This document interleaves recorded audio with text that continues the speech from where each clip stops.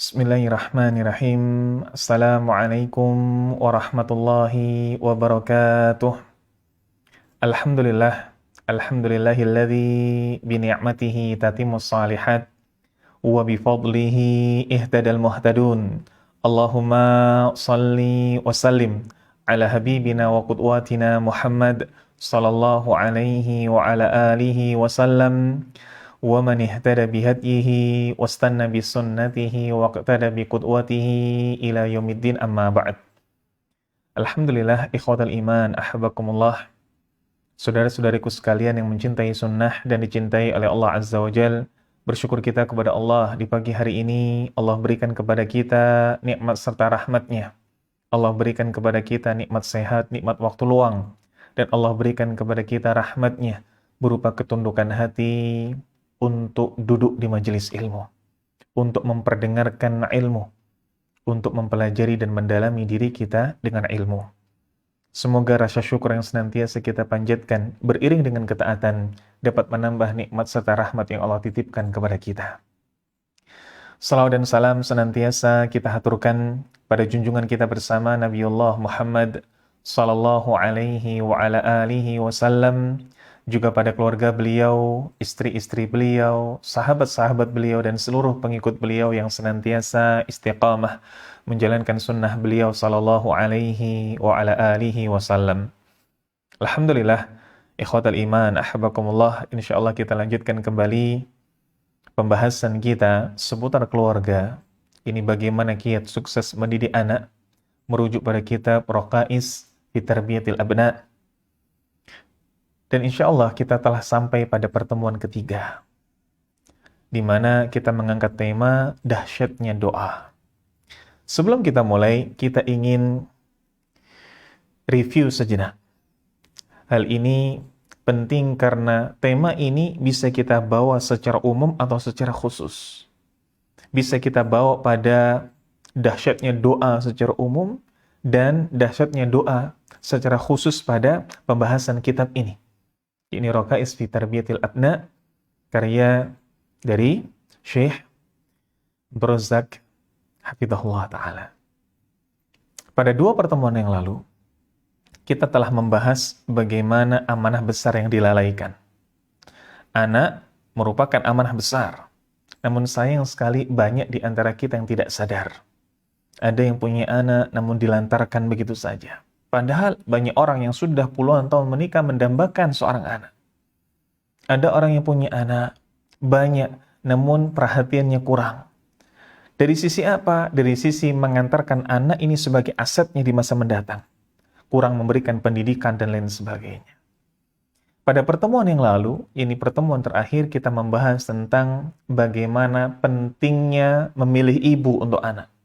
Ini pentingnya kita untuk mencari pasangan yang baik, bukan hanya baik untuk kita, tapi juga baik untuk anak-anak kita kelak. Kita nukilkan pada pertemuan lalu, ini bagaimana perkataan dari Umar bin Khattab radhiyallahu an tentang 3 hak anak atas orang tuanya.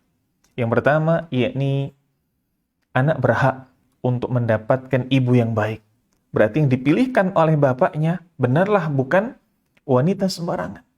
Yang kedua, kita sampaikan pada pertemuan lalu, anak memiliki hak untuk diberi nama yang baik. Dan yang ketiga, anak memiliki hak untuk diajarkan padanya Al-Quran. Maka, pada pagi hari ini kita membahas tentang dahsyatnya doa.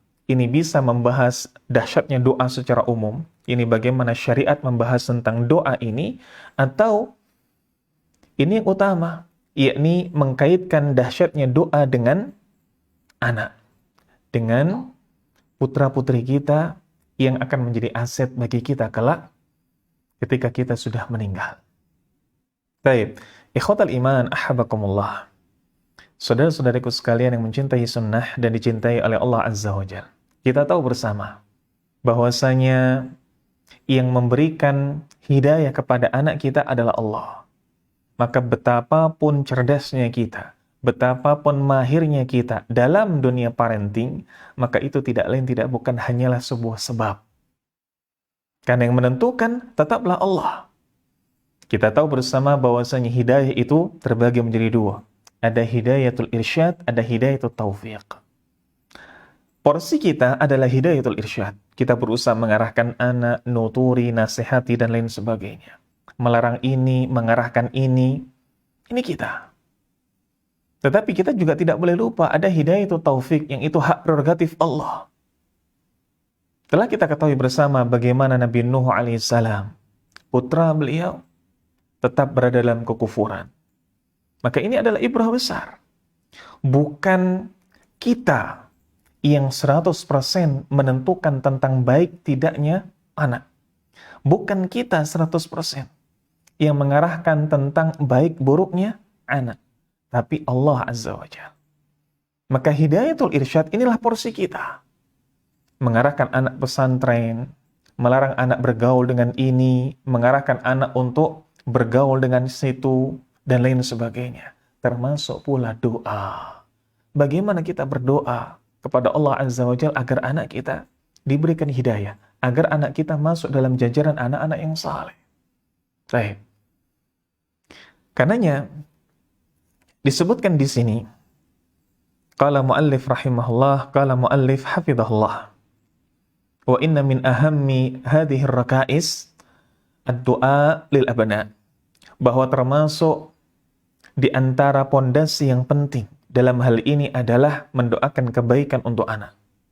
Dan ini apa? Wa hadha ad-du'a yakunu qabla maji'ihim wa ba'da. Dan doa ini dilakukan tentu saja sebelum ia memiliki anak atau setelahnya. Maka sebelum punya anak kita berdoa, setelah punya anak doa juga tidak diputuskan begitu saja. Baik. Maka orang tua fayad'ul walidain ayyarzuqahumullah adzurriyyah salihah. Maka hendaknya orang tua ini berdoa kepada Allah agar Allah memberikan anugerah pada mereka, memberikan rezeki pada mereka anak-anak yang saleh.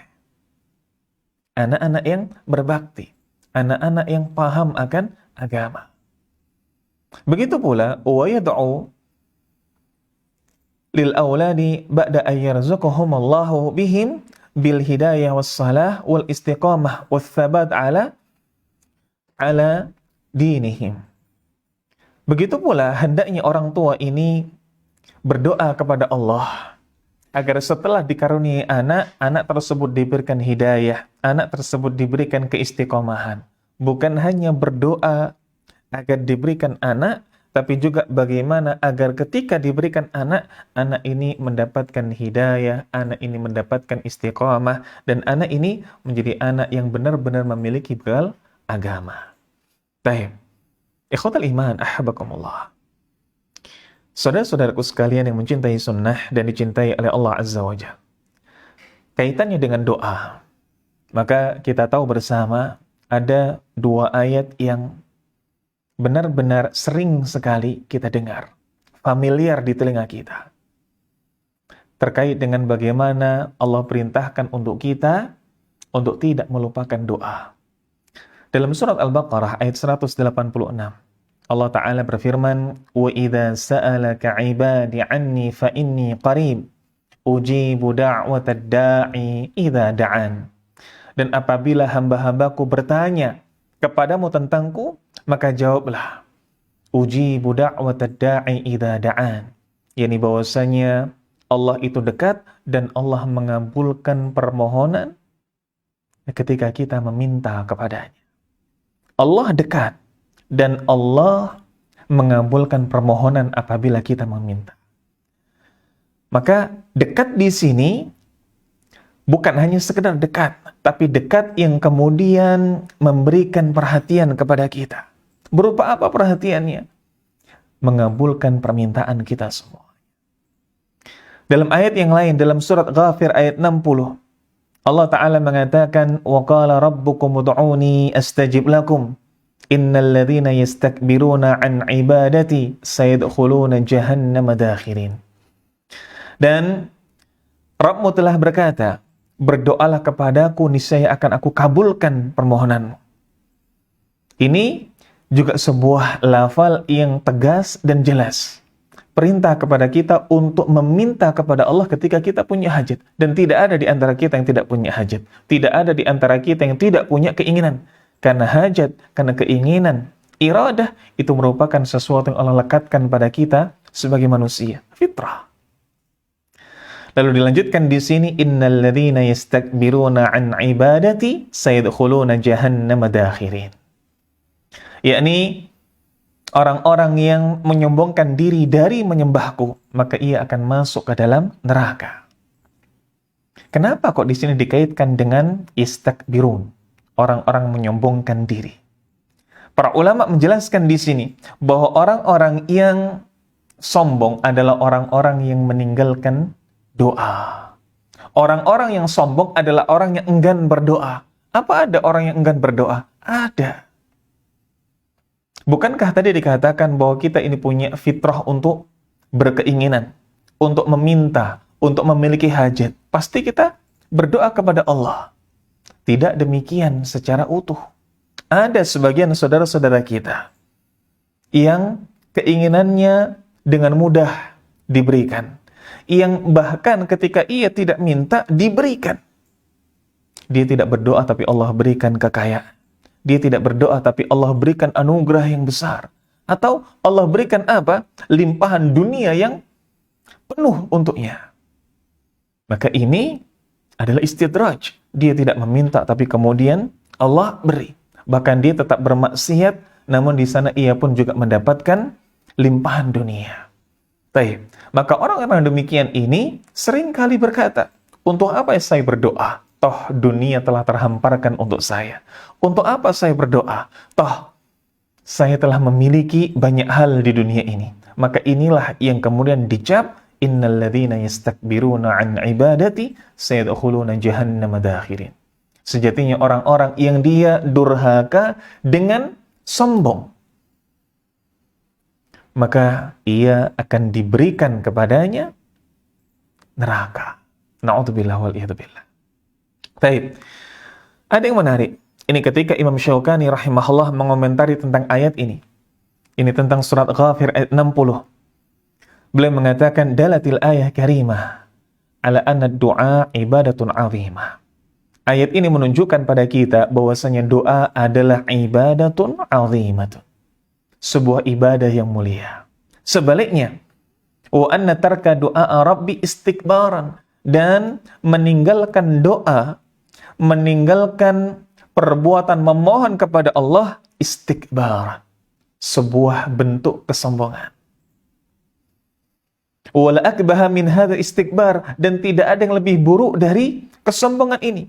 Meninggalkan doa, enggan berdoa kepada Allah adalah bentuk kesombongan, dan tidak ada sesuatu yang lebih buruk dibandingkan hal ini. Tidak ada kesombongan yang lebih buruk dibandingkan ini. Kenapa? Karena berarti dia merasa tidak butuh kepada Allah. Berarti dia tidak merasa merendahkan dirinya kepada Allah Azza wa Jalla. Ini adalah bentuk kesombongan. Baik. Ikhwatal iman, ahbakumullah. Maka di sini kita bisa tahu betapa doa itu adalah ibadah yang mulia. Dan Nabi kita yang mulia sallallahu alaihi wasallam juga telah mengatakan, ad-du'a'u huwal ibadah, bahwasanya doa adalah ibadah. Doa itu sendiri adalah ibadah. Terlepas dari kita memohon bagaimana hajat kita, bagaimana masalah kita, maka doa itu sendiri adalah sebuah ibadah. Karenanya ada sebuah athar di kalangan para salaf, yakni tidak peduli apakah doanya terkabul atau tidak. Tidak peduli apakah doanya diijabahi oleh Allah atau tidak. Karena sejatinya ketika dia sedang berdoa, itulah tujuan utamanya. Ini dengan doa, itu dia sudah ibadah. Maka yang demikian ini berarti dia telah memiliki keimanan, ketawakalan yang kuat bahwa apapun yang kemudian Allah tetapkan adalah yang baik baginya. Berdoa saja. Tidak peduli apakah doanya dikabulkan atau tidak, tapi dengan doa itu saja dia sudah bisa mendapatkan pahala. Dan dia yakin bahwa apapun yang Allah tetapkan baginya, itu baik untuk dirinya. Baik. Dan disebutkan dalam sebuah hadis, diriwayatkan oleh Imam Tirmidzi dan juga Ibnu Hibban, dari sahabat Abu Hurairah radhiyallahu an, Nabi kita yang mulia sallallahu alaihi wasallam mengatakan laisa syai'un aqrama 'ala Allah taala minad du'a. Tidak ada sesuatu yang lebih mulia di sisi Allah kecuali doa. Loh, kenapa? Ya karena tadi doa itu ibadah. Doa itu ibadah itu sendiri. Maka tidak ada yang lebih mulia di sisi Allah melainkan ibadah, karena kita diciptakan oleh Allah untuk beribadah kepadanya. Dalam doa di sana ada penghambaan diri. Dalam doa di sana ada pengakuan bahwa dirinya tidak bisa apa-apa kecuali dengan kehendak Allah. Dengan doa dia menyadari bahwasanya Allah zat yang maha tinggi, tempat bergantung, tempat bersandar. Ini adalah sebuah rutinitas yang mulia. Berdoa. Maka jangan pernah tinggalkan doa dalam keseharian kita. Baik. Maka ketika kita membahas doa, ada dua bahasan. Ada doa yang umum, ada doa yang khusus. Doa yang umum berarti doa yang lafalnya umum. Doa yang khusus maknanya adalah doa yang lafalnya detail. Dan ini semua diperbolehkan bagi kita. Diperbolehkan bagi kita. Doa yang umum misalkan, yang dijadikan landasannya adalah hadis dari Aisyah radhiyallahu anha, bahwa Nabi kita yang mulia sallallahu alaihi wasallam mencontohkan kepada kita. Dikatakan kana Rasulullah sallallahu alaihi wasallam istahibul jawami' minad du'a, bahwa Rasulullah sallallahu alaihi wasallam itu suka doa yang jawami', suka doa yang ringkas tapi padat. Suka doa yang singkat, tapi banyak makna. Wa yada'u masih wadhalik. Dan beliau sallallahu alaihi wasallam meninggalkan selain itu. Yakni beliau meninggalkan doa yang rinci, doa yang terkesan, menuntut atau mendikte kepada Allah Azza wa Jalla. Hadis ini hadis yang sahih. Ini doa yang umum. Karenanya kita kenal dengan istilah doa sapu jagat. Rabbana atina fid dunya hasanah. Ya Allah, ya Tuhan kami memohon kepadamu kebaikan di dunia. Maka ini jawami', ini mengumpulkan semuanya, singkat tapi syarat akan makna. Dunia yang baik berarti di sana ada rezeki. Dunia yang baik berarti di sana ada istri. Dunia yang baik berarti di sana ada anak. Maka menginginkan rezeki yang baik, istri yang baik, anak yang baik ada dalam satu lafal ini. Rabbana atina fid dunya hasanah wa fil akhirati hasanah. Begitu pula kebaikan di akhirat berarti kebaikan apa? Kebaikan nanti surga yang tinggi, kebaikan pahala yang banyak, kebaikan derajat yang mulia. Ini semua terkumpul dalam apa? Doa sapu jagat. Poin yang kedua, ini terkait dengan doa yang khusus, doa yang detail. Baik. Bagaimana doa yang khusus, doa yang detail? Bolehkah demikian? Boleh. Bukankah tadi telah dikatakan bahwa Nabi itu mencintai doa yang jawami, mencintai doa yang terhimpun padanya beberapa makna, terhimpun padanya beberapa kebaikan dari lafal yang singkat. Kenapa kok kemudian di sana ada doa yang detail, doa yang khusus? Kalau kita melihat pada sebuah kisah.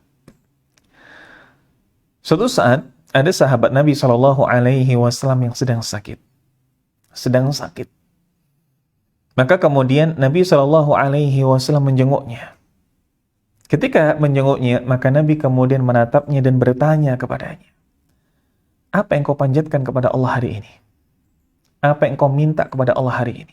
Maka sahabat ini kemudian mengatakan, saya memohon kepada Allah, kalau seandainya Allah ini hendak memberikanku ujian, maka segerakan ujianku di dunia. Tujuannya baik, agar apa? Agar di akhirat mendapatkan kenikmatannya saja. Diberikan kesusahan di dunia saja, agar di akhirat bersisa kenikmatan. Apa kata Nabi? La tutiqun. Engkau tidak akan sanggup. La tutiqun. Engkau tidak akan bisa. Kalau engkau meminta doa seperti itu, ini menimpakan agar keburukan saja yang engkau dapatkan di dunia. Sehingga di akhirat bersisa kebaikan. Nabi mengatakan, engkau tidak akan sanggup. Maka kemudian Nabi mengajarkan doa. Apa? Sapu jagat tadi. Rabbana atina fid dunya hasanah wa fil akhirati hasanah wa qina adzabannar. Dan itu dipraktekkan biidznillah sembuh dari penyakitnya. Maka pentingnya bagi kita untuk apa? Untuk tidak menantang Allah. Dalam kisah yang lain disebutkan bahwa ada di antara sahabat yang mendapati anaknya berdoa dengan terlalu rinci, berdoa dengan terlalu detail. Apa doanya? Didapati dan didengar oleh ayahnya. Dia mengatakan, "Ya Allah, hamba meminta kepadamu istana putih di surga di sisi sebelah kanan." Di sisi sebelah kanan. Perhatikan doa ini. Rinci, detail. Allahumma inni as'alukal qasral abiyad an yaminil jannah in dakhaltuh. Ya Allah, aku minta kepadamu sebuah apa? Sebuah istana di surga kelak, istana putih di samping kanan surga. Detail sekali. Maka orang tuanya ketika mendengar sang anak ini berdoa demikian, maka dilarang. Salil jannah wa ta'awad minan nar. Minta kepada Allah neraka, minta kepada Allah surga, dan dijauhkan dari neraka.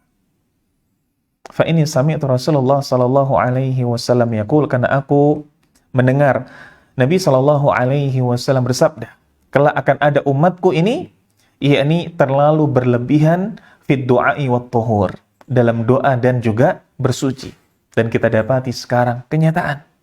Banyak di antara kita yang terlalu berlebihan dalam doa. Banyak di antara kita yang terlalu berlebihan dalam bersuci. Baik. Maka ini semua adalah athar-athar, adalah dalil-dalil tentang pentingnya doa secara umum. Bahwa Nabi menyukai yang demikian dan meninggalkan doa yang terlalu detail, terlalu rinci. Terus mengapa? Kok di sana juga ada seruan untuk berdoa dengan detail? Apa seruannya? Misalkan, ketika kemudian Nabi Shallallahu Alaihi Wasallam bersabda, diriwayatkan oleh Ibnu Hibban dan disahihkan oleh Syekh Al-Albani rahimahullah.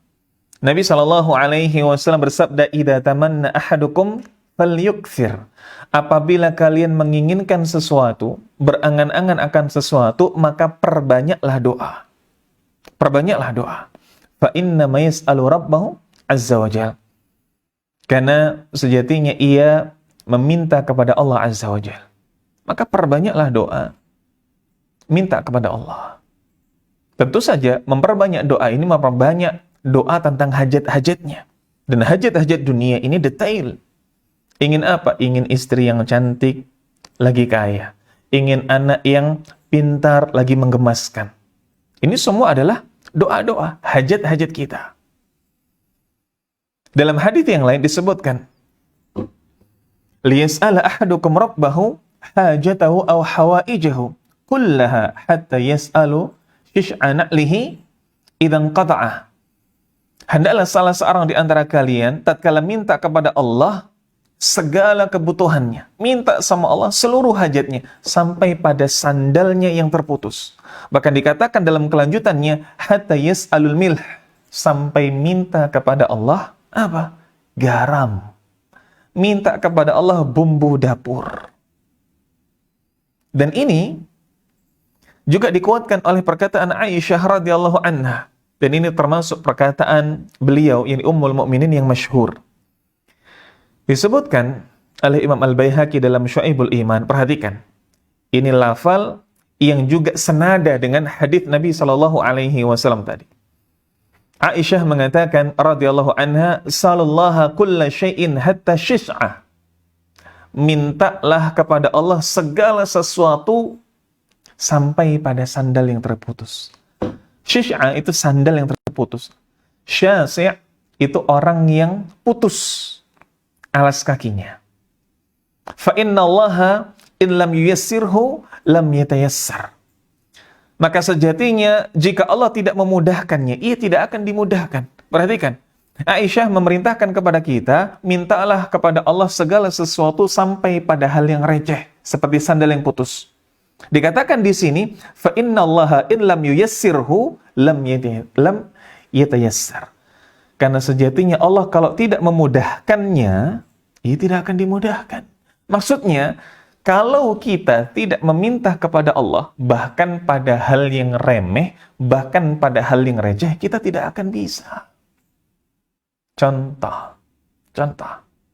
Beberapa waktu yang lalu ada seorang teman yang dia mendapatkan rezeki dalam tanda kutip.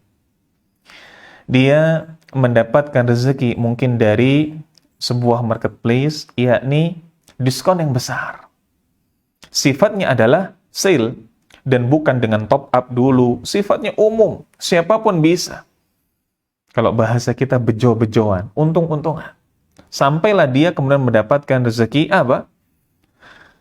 Handphone mungkin puluhan juta, mahal, tapi dengan harga yang murah. Mungkin apa? 11111. 111.111 rupiah. Murah sekali. Baik. Dan ketika diberikan tenggat waktu, deadline, ini akan bisa didapatkan kalau transfer sebelum jam sekian. Dia punya mobile banking, punya uang sejumlah itu. Tapi kemudian, lam yatayassar. Tidak dimudahkan. Mungkin kemudian Allah tidurkan ia. Mungkin kemudian Allah lupakan ia. Sehingga dia tidak bisa untuk membayar itu dengan nominal yang sedikit. Tidak bisa. Dan tidak berhasil dia mendapatkan rezeki yang besar. Handphone mahal dengan harga murah. Contoh lain. Ketika kemudian ada seorang yang telah prepare persiapan. Akan ada tamu datang ke rumahnya dalam jumlah yang besar. Diingatkan, gula di rumah habis. Maka dia bermudah-mudahan, santai, depan rumah ada warung. Nanti saja sudah beli gulanya. Cuma gula saja. Yang penting yang lainnya ada. Suguhan untuk tamu. Tapi ketika kemudian dia tidak meminta kepada Allah, lam yatayassar. Tidak akan dimudahkan. Bahkan untuk hal yang remeh. Tamu datang, istrinya diminta untuk menyiapkan jamuan, membuatkan teh, tapi ternyata tidak ada gulanya. Padahal tinggal nyebrang saja dapat. Ini urusan-urusan yang remeh tidak akan bisa kita dimudahkan untuk mendapatkannya kalau kita tidak berdoa. Lalu bagaimana yang benar? Apakah kita berdoa secara umum dengan lafal yang jawami' tadi, atau dengan lafal yang detail? Kalau tadi disebutkan ada larangan untuk kita detail sekali dalam berdoa. Tapi kenapa di sini Aisyah juga memerintahkan kita untuk berdoa kepada Allah dalam urusan yang sepele? Maka perhatikan perkataan dari Syekh Utsaimin rahimahullah. Beliau mengatakan dalam Syarhul Mumti', la ba'sa ay yad'u bi syai'in yata'allaq bi umuri dunya. Tidak ada masalah apabila seseorang itu ay yad'u bi syai'in yata'allaq bi umuri dunya. Seseorang itu berdoa kepada Allah dalam urusan dunia, minta dikabulkan hajatnya oleh Allah, bahkan untuk hal yang spesifik. Contohnya seperti apa? Disebutkan di sini, mithl ayyaqul Allahumma rzuqni baitan wasi'an. Contohnya seperti, ya Allah, anugerahkan kepada aku, berikanlah aku rezeki rumah yang luas. Atau di sini, Allahumma rzuqni zaujatan jamilatan. Ya Allah, anugerahkan kepadaku, berikanlah aku rezeki istri yang cantik. Atau Allahumma rzuqni malan katsiran. Atau ya Allah, anugerahkan kepadaku, berikanlah aku rezeki harta yang banyak, harta yang melimpah. Atau Allahumma rzuqni sayyaratan marihatan. Ya Allah, anugerahkan kepadaku, berikanlah aku rezeki kendaraan yang nyaman. Maka berdoa dengan hal yang detail, berdoa dengan hal yang spesifik seperti itu, tidak ada masalah. Wa dzalika li anna ad-du'a nafsuhu ibadatun walau kana bi umuri dunya. Hal itu tidak lain tidak bukan karena doa pada dasarnya adalah ibadah, walaupun untuk urusan dunia, walaupun yang dia panjatkan urusan dunia. Walaysa lil insani malja'a ila Allah. Dan tidaklah bagi manusia melainkan Allah adalah tempat kembalinya. Ikhwatal iman, ahabakumullah. Saudara-saudariku sekalian yang mencintai sunnah dan dicintai oleh Allah Azza wa Jalla. Maka bagaimana kita mengkomparasikan antara doa yang umum atau doa yang spesifik? Doa yang khusus, doa yang detail. bahwa Nabi menyukai doa yang jawami, tapi Nabi juga memerintahkan. Aisyah juga memerintahkan. Para ulama di antaranya Syekh Utsaimin juga memerintahkan untuk doa hal-hal yang receh, hal-hal yang remeh, hal-hal yang spesifik detail. Bagaimana kita mengkomparasikannya? Mengkomparasikannya, yang pertama, ketika di sana ada doa yang disebutkan dengan lafal jawami', lafal ringkas namun syarat makna, hendaklah ini didahulukan. Setelahnya baru doa yang detail. Berarti tidak meninggalkan doa yang jawami', tidak meninggalkan doa yang singkat, padat, jelas, syarat makna. Yang kedua, dikomparasikan dengan tadi, larangan sahabat untuk meminta surga dengan detail. Maka minta kepada Allah untuk urusan akhirat, surga yang tertinggi. Idza sa'alta fas'alil jannah firdaus. Kalau engkau minta surga, maka minta surga yang paling tinggi.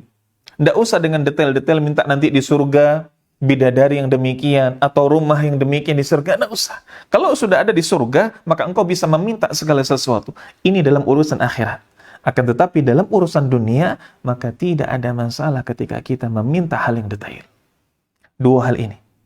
Yang pertama, kalau di sana ada doa yang ringkas, tapi padat, jelas. Ringkas dan juga syarat makna, maka dahulukan ini. Baru kemudian doa yang detail. Baru kemudian doa yang rinci.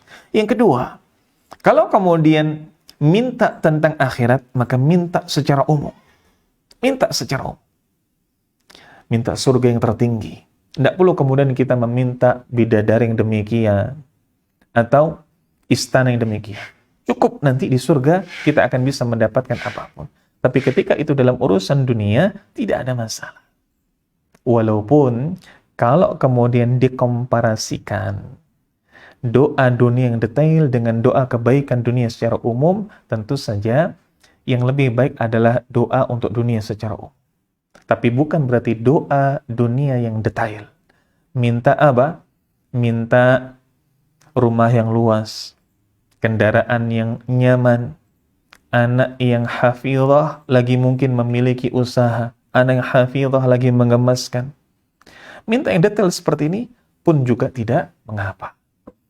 Baik. Maka kaitannya dengan pembahasan kita.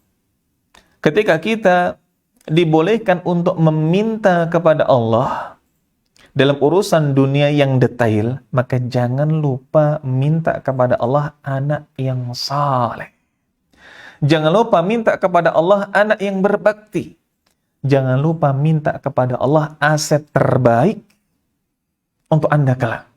Terutama ketika Anda telah meninggal. Yakni anak yang saleh dan terus mendoakan orang tuanya. Baik. Ikhwatal iman, ahbakumullah. Saudara-saudaraku sekalian yang mencintai sunnah dan dicintai oleh Allah Azza wa Jalla. Kalau kita lihat, banyak sekali disebutkan dalam Al-Quran ataupun dalam hadis bagaimana contoh doa agar kita diberikan anak-anak yang saleh. Dalam surat Furqan, Allah Ta'ala mengatakan, Rabbana hablana min azwajina wa dhurriyyatina qurrata a'yun waj'alna lil muttaqina imama. Wahai Tuhan kami, wahai Rabb kami, anugerahkanlah kepada kami istri-istri dan anak-anak yang apa? Anak-anak yang baik, menyenangkan hati, menyejukkan pandangan. Dan disebutkan dalam surat Maryam, ini bagaimana doanya Nabi Zakaria. Allah Ta'ala mengabadikan, fahabali min ladunka waliyah. Maka anugerahilah aku dari sisimu seorang putra. Yarithuni wa yarithu min ali Ya'qub. Yang akan mewarisi aku dan mewarisi sebagian dari keluarga Yakub. Waj'alhu Rabbi radiyya, dan jadikanlah ia, yakni anakku nanti ya Rabb, sebagai orang yang engkau ridhai, sebagai anak yang saleh. Maka jangan lupakan kita berdoa untuk anak kita. Kita sudah dibolehkan untuk berdoa tentang hajat dunia. Kita ingin ini, ingin itu. ingin dimudahkan untuk apa? Menjual rumah, menjual kendaraan. Kita boleh minta itu.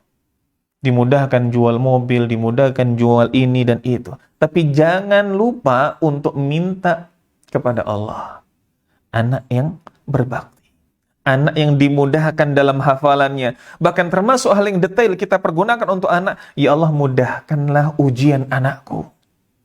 Ya Allah, mudahkanlah anakku menyelesaikan hafalan juz 1-nya, juz 2-nya. Ya Allah, mudahkan anakku untuk lancar juz 30, juz 29, juz 28. Ini minta kepada Allah untuk urusan dunia yang detail. Minta sama Allah demikian. Nabi Ibrahim alaihissalam dan juga putranya Ismail alaihissalam berdoa diabadikan oleh Allah dalam surat Al-Baqarah. Rabbana waj'alna muslimaini laka wa min dhurriyyatina ummatan muslimatan lak. Ya Allah, wahai Rabb kami, jadikanlah kami berdua, yakni Ibrahim dan Ismail alaihissalam. Ini dua orang muslim, muslimaini laka, yakni dua orang yang tunduk patuh kepadamu, berserah diri kepadamu. Wa min dzurriyyatina ummatan muslimatan lak, dan anugerahkan pula anak cucu kami adalah orang-orang yang tunduk kepadamu. Ini penting bagi kita meminta kebaikan untuk anak cucu kita. Baik. Khalilullah Ibrahim alaihissalam juga berdoa memohon kepada Allah diabadikan dalam surat As-Saffat ayat 100. Rabbi habli minas salihin. Ya Allah, aku memohon kepadamu anugerahkan anak yang saleh. Sudahkah kita berdoa demikian? Mari kita introspeksi diri. Dari hari Kamis ini, atau dari Kamis yang lalu sampai Kamis ini, 1 pekan, 7 hari, berapa persen keluar dari lisan kita doa untuk kebaikan anak kita? Doa untuk kebaikan hafalan Quran anak kita. Doa untuk kemudahan murojaah anak kita. Berapa banyak? Atau lebih banyak tentang hajat-hajat duniawi. Lebih banyak tentang rezeki hari ini. Lebih banyak tentang ingin ini, ingin itu. Na'udzubillah wal iyadzubillah. Mari banyakkan doa kita untuk porsi aset masa depan kita. Anak kita. Baik. Ikhwatal iman, ahabakumullah. Maka mendoakan anak kita adalah hal yang benar-benar tidak boleh kita lupakan. Karena hal itu juga dicontohkan oleh Nabi SAW.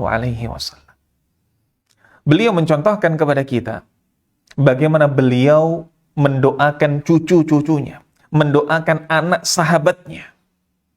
Disebutkan dalam hadis ketika membahas tentang Hasan dan Husain, Nabi SAW mengatakan, Allahumma inni uhibbuha. Ya Allah, sejatinya aku mencintainya. Fa inni uhibbuhuma fa ahibbahuma. Maka cintailah keduanya. Maka ini dipanjatkan oleh Nabi SAW. Dalam kesempatan lain juga berdoa tentang anak sahabatnya. Ini anak dari Zaid bin Harithah, Usamah ibnu Zaid, yang memang sepantaran, teman sepermainan dari Hasan dan Husain. Maka minta, ya Allah, sejatinya aku mencintai maka cintainya. Maka cintailah dia. Maka kita berdoa kepada Allah, ya Allah, sungguh dengan nama-namamu yang mulia, hamba mencintai dan menyayangi anak-anakku. Maka cintailah ia, ya Allah. Ya Allah, hamba mencintai anak-anakku, tapi aku tidak tahu. Dengan kebodohanku, dengan kejahilanku, aku tidak tahu apa saja yang terbaik untuk anak-anakku. Maka cintailah ia, cintailah anak-anakku, ya Allah. Berikanlah ia apa yang terbaik bagimu. Maka kita minta kepada Allah. Kita lakukan apa yang juga dilakukan oleh Nabi SAW. Bahkan bukan hanya itu. Kita juga meminta kepada Allah kebaikan untuk teman dari anak-anak kita. Agar apa? Agar anak-anak kita tetap berada dalam lingkungan yang baik.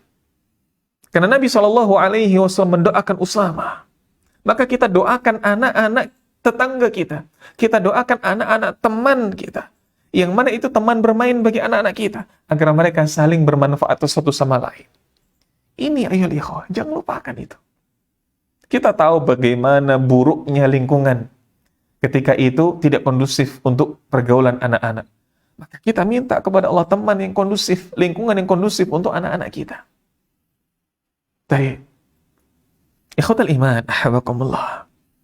Saudara-saudaraku sekalian yang mencintai sunnah dan dicintai oleh Allah Azza wa Jalla.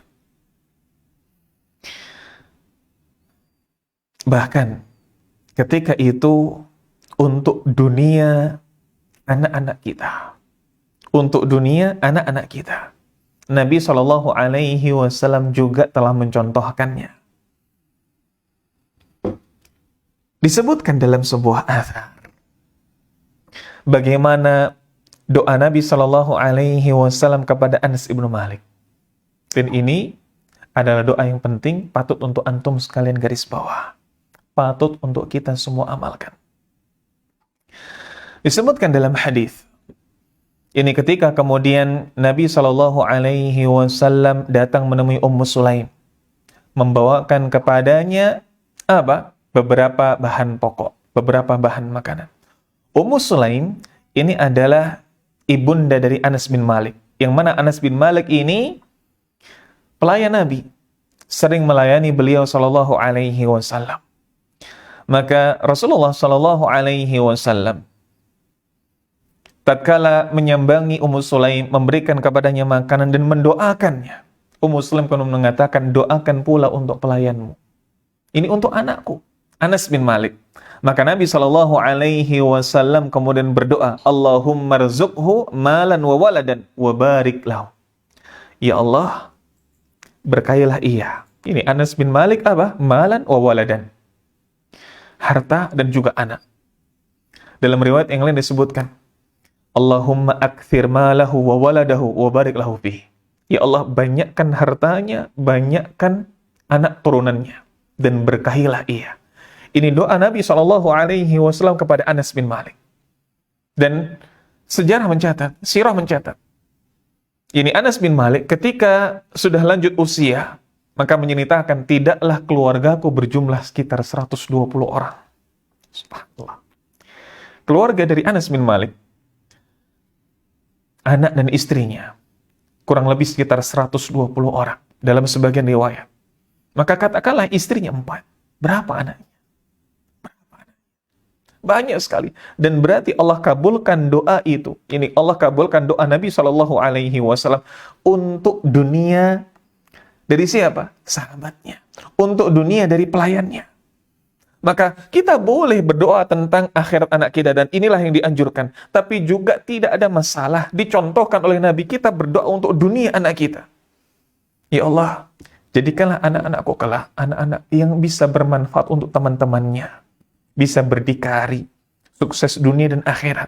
Kita mungkin punya passion apa? Ingin punya restoran. Maka doakan, ya Allah, semoga anakku jadi hafidhah dan punya banyak restoran. Tidak ada masalah berdoa seperti itu. Tidak ada masalah berdoa seperti itu. Baik.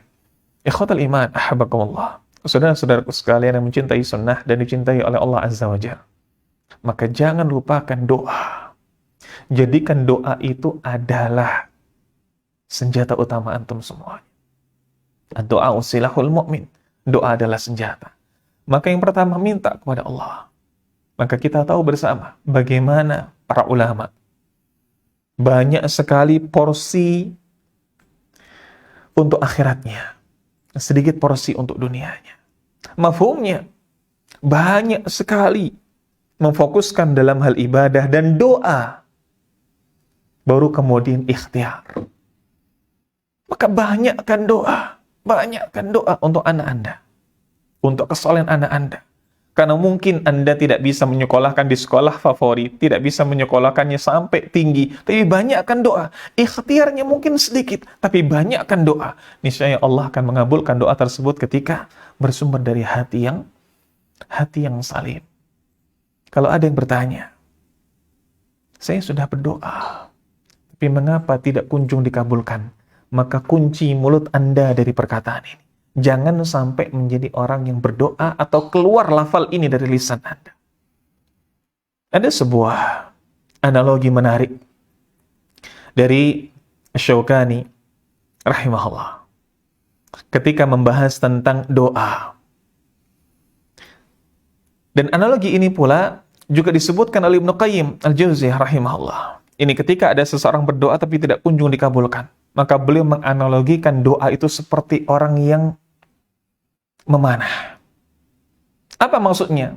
Dalam olahraga panahan, setidaknya ada 3 unsur utama. Apa itu? Yang pertama sasaran. Yang kedua anak panah. Yang ketiga tenaga. Maka demikianlah dalam berdoa. Ketika seseorang berdoa, jangan lupa sasarannya. Apa sasarannya? Allah Azza wa Jalla. Allah Jalla wa Ala. Maka minta kepada Allah, jangan sampai bergeser sasaran ini. Jangan sampai kemudian kita mintanya bukan kepada Allah. Ini pembahasan tentang akidah, tauhid. Yang kedua, tentang anak panah. Apa maksudnya? Berdoa ini juga penting anak panahnya, yakni lafal doanya. Kalau di sana ada doa yang sudah ma'thur dari Nabi, sudah ada doa yang ma'thur dalam syariat kita, itu jadikan anak panah utama. Dahulukan dulu doa yang ma'thur. Dahulukan dulu, baru kemudian di sana doa-doa hajat kita. Ketika di sana ada doa yang jawami', ada doa yang ringkas, padat, dan syarat akan makna, maka ini jadikan anak panah utama. Baru kemudian anak panah kita yang lain. Dahulukan yang ma'thur. Lalu kemudian tenaga. Unsur yang ketiga. Setelah sasaran, anak panah, dan tenaga. Apa tenaga ini? Kekuatan hati. Maka ikhlaslah ketika minta kepada Allah. Sungguh-sungguh ketika minta kepada Allah. Kadangkala di antara kita ada yang ketika berdoa itu sudah seperti refleks saja. Karena itu menjadi doa hariannya. Karena itu menjadi apa? Doa yang terus dia panjatkan. Maka ketika seseorang yang doa refleks ini, doa yang semata-mata dia dari lisannya saja, tapi tidak dengan hatinya. Ini berbeda dengan doa ketika seseorang ini dengan lafal tersendiri, dengan hati yang hadir, bahkan dia sampai meneteskan air mata, bergetar suaranya. Ini berbeda. Maka jangan lupakan tenaga. Jangan cuma sekedar bersuara saja. Jangan sormuni saja, ngomong saja. Oh, saya kan sudah berdoa. Enggak cukup begitu. Hadirkan hati Anda. Hadirkan hati Anda ketika berdoa. Maka wallahu a'lam bishawab, ini mungkin yang bisa kita sampaikan. Maka betapa dahsyatnya kekuatan doa ini, dan jadikan doa ini sebagai salah satu senjata Anda untuk memperbaiki anak-anak Anda, sebagai jalan hidayah bagi anak-anak kita semua. Wallahu a'lam bishawab, ini mungkin yang bisa kita sampaikan. Akhiru kalam wa akhiru da'wana alhamdulillahi rabbil alamin. Assalamualaikum warahmatullahi wabarakatuh. Fadal kalau ada yang bertanya.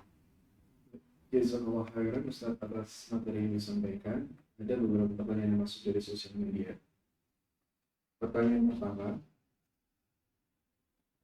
Ustaz, bisakah kita mengetahui bahwa doa kita itu terkabul? Baik.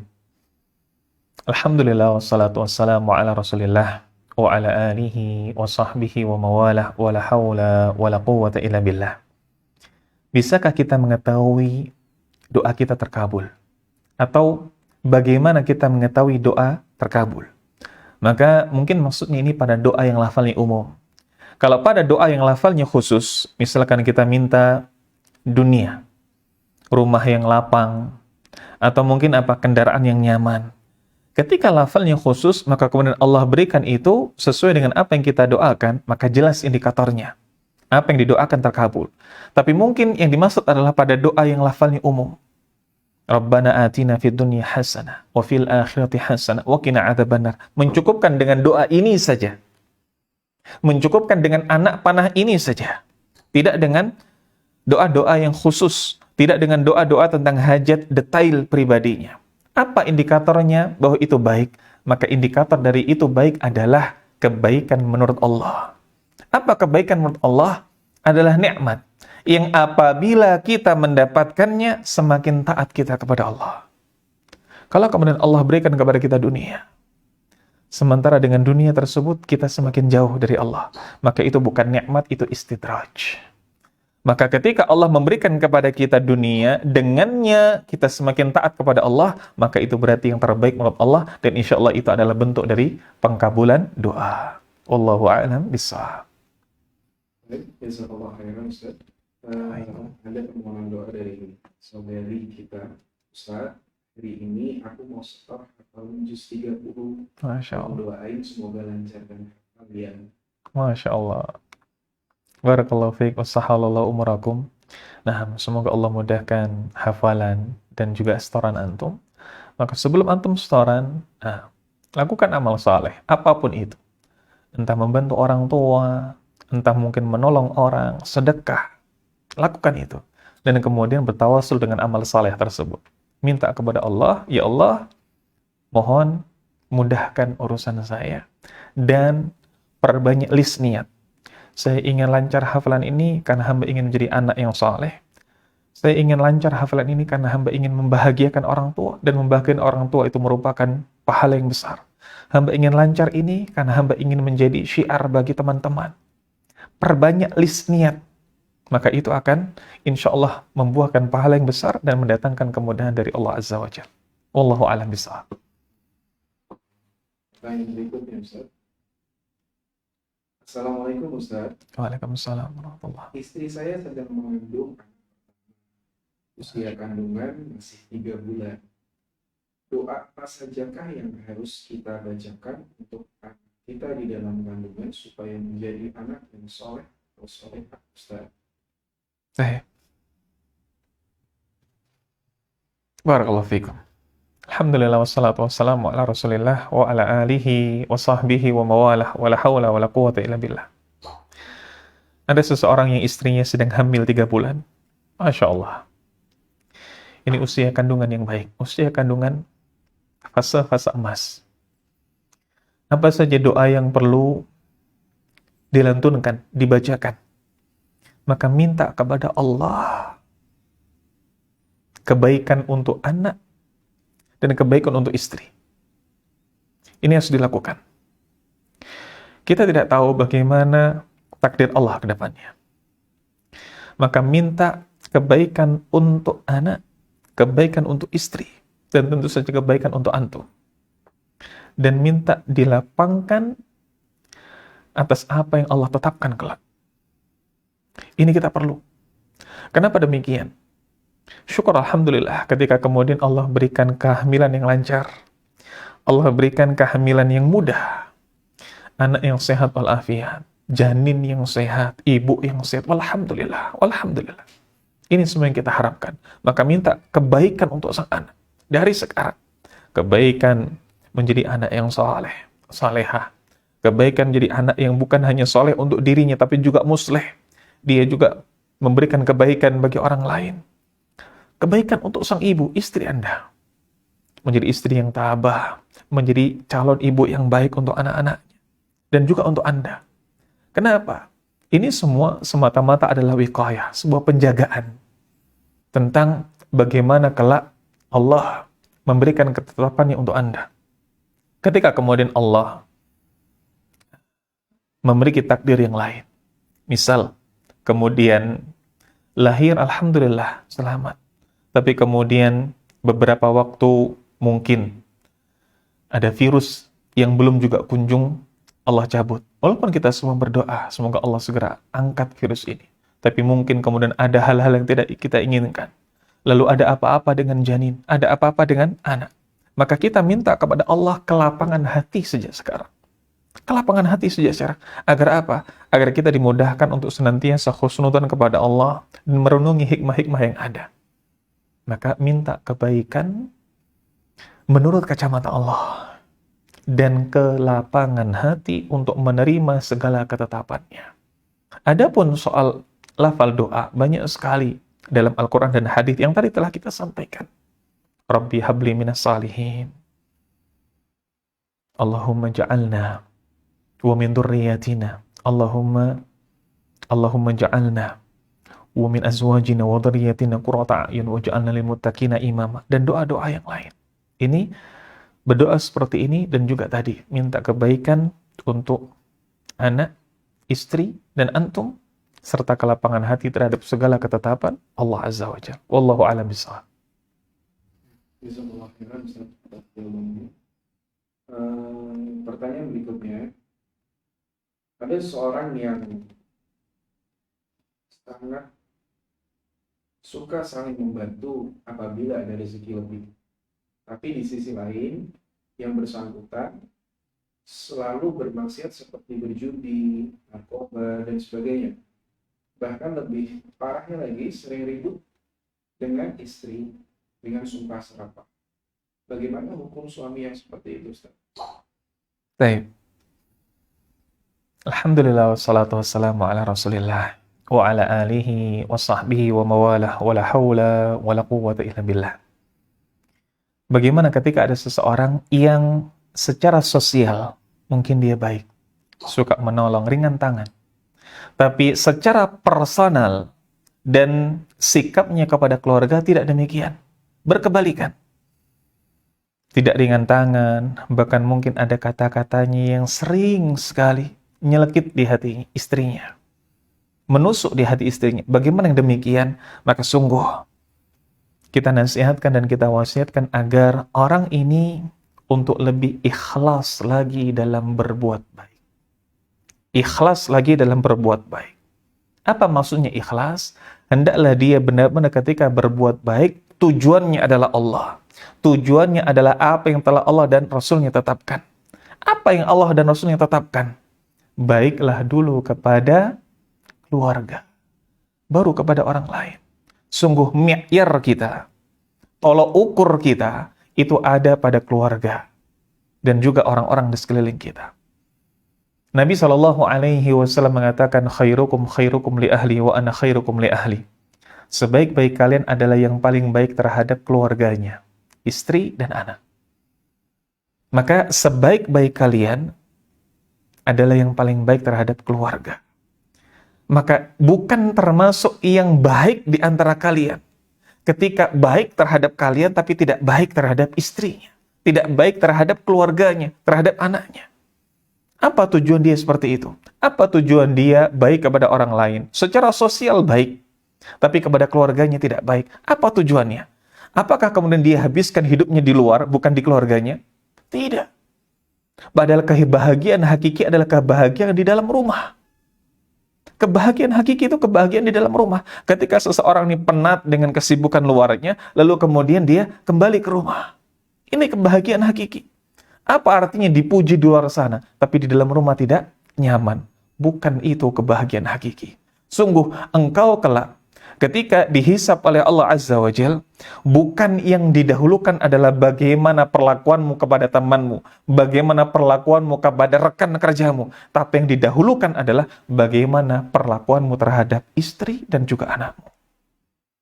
Ini pertanyaan Allah kelak di hari hisap tentang keluargamu ini lebih didahulukan daripada perlakuanmu, sikapmu kepada orang lain, teman-temanmu, dan lain sebagainya.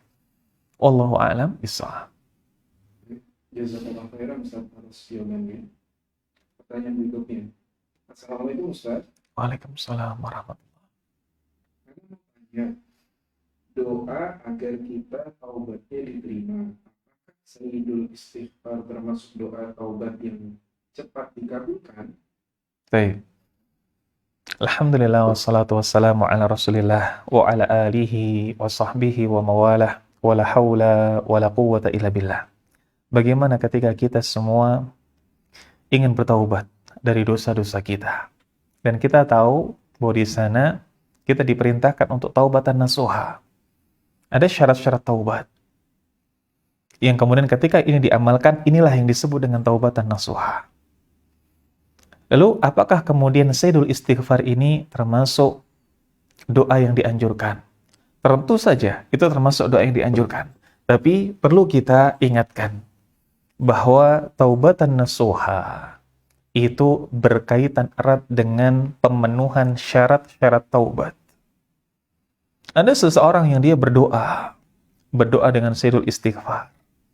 Tapi afwan, kaitannya dengan masa lalu, dia tidak menyempurnakan syarat-syarat taubat. Maka dia mendapatkan pahala karena istighfarnya. Dia mendapatkan pahala karena sayyidul istighfarnya. Tapi bagaimana dengan taubatnya? Ketika syarat-syarat taubat ini tidak terpenuhi, tentu saja tidak bisa disebutkan ia sebagai taubatan nasuha. Dia orang yang mustaghfirin, dia orang yang senantiasa beristighfar, tapi dia tidak tercatat sebagai orang yang bertaubat dengan taubatan nasuha, karena syarat taubat tidak ia amalkan. Apa syarat taubat? 3. At-tarku, meninggalkan. An-nadmu, menyesali. Al-azmu, berjanji, bertekad untuk tidak mengulangi. Maka tiga ini adalah satu kesatuan. Tidak bisa salah satu atau salah dua. At-tarku berarti meninggalkan. Tinggalkan dia. Tinggalkan apa yang telah menjadi penyesalan Anda di masa lalu. Maksiat. Lalu, hadirkan pula penyesalan. An-nadmu. Ironisnya ada di antara kita yang dia sudah bertaubat, tidak melakukan lagi, dan berjanji benar-benar konsekuen untuk tidak mengulanginya. Sudah meninggalkan dan konsekuen tidak mengulanginya. Tapi tidak tidak menyesalinya.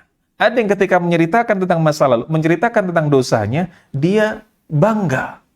Ketika melihat apa? Melihat ada kemaksiatan, ada orang yang menceritakan, saya dulu ini. Maka dianggap kemaksiatannya sepele. Dia menceritakan bahwa kemaksiatan yang lebih parah. Oh, saya dulu pengedar, saya dulu ini. Ini apa maksudnya? Itu tidak menyempurnakan syarat taubat. Dia sudah meninggalkan, dia berjanji tidak mengulangi, tapi tidak ada penyesalan. Ini tidak menggenapkan syarat taubat. Maka tidak disebut dengan dia taubatan nasuha. Maka silahkan dia dengan istighfar. Jadilah orang yang dengan senantiasa membasahi lisan dengan istighfar. Khususnya ketika apa? Ketika menjelang subuh. Ini orang-orang yang beristighfar sebelum masuk waktu fajar. Inilah istighfar yang mulia. Waktu-waktu yang tepat untuk kita beristighfar kepada Allah Azza wa Jalla. Dengan apa lafalnya? Sayyidul istighfar. Dengan apa? Dengan didahului dengan salat 2 rakaat. Minta kepada Allah. Minta ampunan kepada Allah. Tapi jangan lupa, sebelum ini dilakukan, fokuslah pada syarat-syarat taubat. Wallahu a'lam bishawab. Oke, pertanyaan berikutnya Ustaz. Izin bertanya, apakah dulu Rasulullah pernah melakukan doa bersama di saat istri beliau sedang hamil di usia 7 bulan? Jika Rasulullah tidak melakukannya, apakah itu termasuk bid'ah? Baik.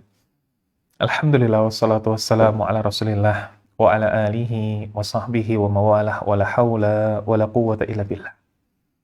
Pertanyaan yang menarik dan juga unik. Apakah dulu Rasulullah sallallahu alaihi wasallam mengadakan doa bersama ketika istrinya hamil dan ketika kandungan istrinya 7 bulan? Kalau bahasa kita mitoni. Nah, apakah beliau sallallahu alaihi wasallam mencontohkan kepada kita perbuatan yang semacam ini? Perlu kita runtutkan dahulu bahwa hamil bagi wanita ini adalah sesuatu yang min lawazimul umur, sesuatu yang biasa. Di setiap generasi ada. Di setiap generasi ada. Bahkan dahulu tidak kenal yang namanya KB. Otomatis mafhumnya banyak kehamilan yang terjadi. Terlebih lagi ketika di zaman dahulu, seorang memiliki lebih dari satu istri hal yang wajar. Maka berarti sangat wajar ketika ada seseorang yang mungkin semua istrinya hamil. Ini termasuk min lawazimil umur, perkara yang lazim sekali. Bukan perkara yang nadir. Laisa minan nawadir. Bukan termasuk perkara yang jarang, perkara yang aneh.